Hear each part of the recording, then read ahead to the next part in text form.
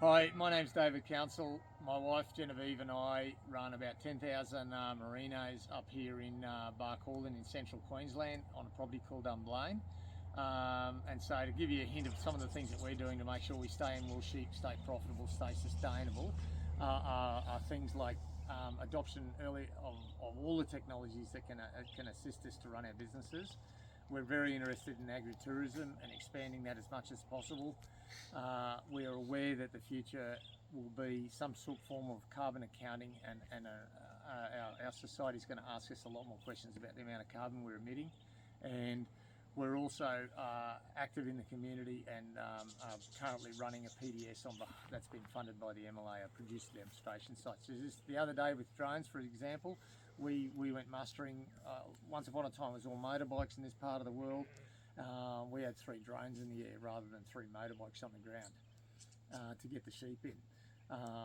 We've got a lot of water telemetry and other sensory things around the place telling us what's going on, help us run the property. From a PDS perspective, our merinos struggle. We're one of the most northern areas for sheep in Australia.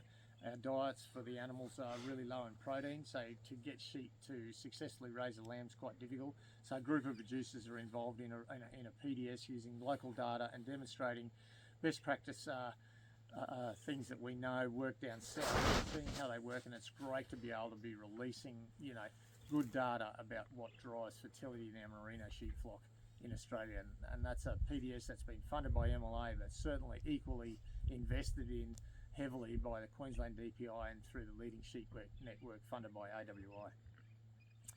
I think the future will be that we'll need to be much more accountable for the amount of methane and carbon that our business emits. And so we're very conscious of the amount of carbon we're emitting, and we're following that discussion closely. And my first electric motorbike turns up in the next couple of weeks.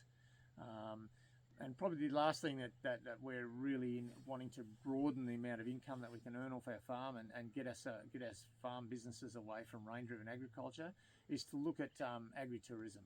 I reckon agritourism and allowing people to come and have a look at your business and stay and somehow get engaged in your business and have an on-farm experience is really exciting. It's really rewarding. It makes you feel proud of what you do. And I reckon we run a good enough show here to show the world. And so in the background over there, you can probably see a caravan that slept overnight behind the shearing shed. And that's an example of me engaging with people that come from a long way away that know very little about our world, and allows them to see how we do things. We just loaded 900 sheep, and I reckon they'll be pretty satisfied how we did all those sort of things. And they've got their happy photos they'll be sending back to their kids. So there's some of the things that we're doing here at Blaine. Thank you.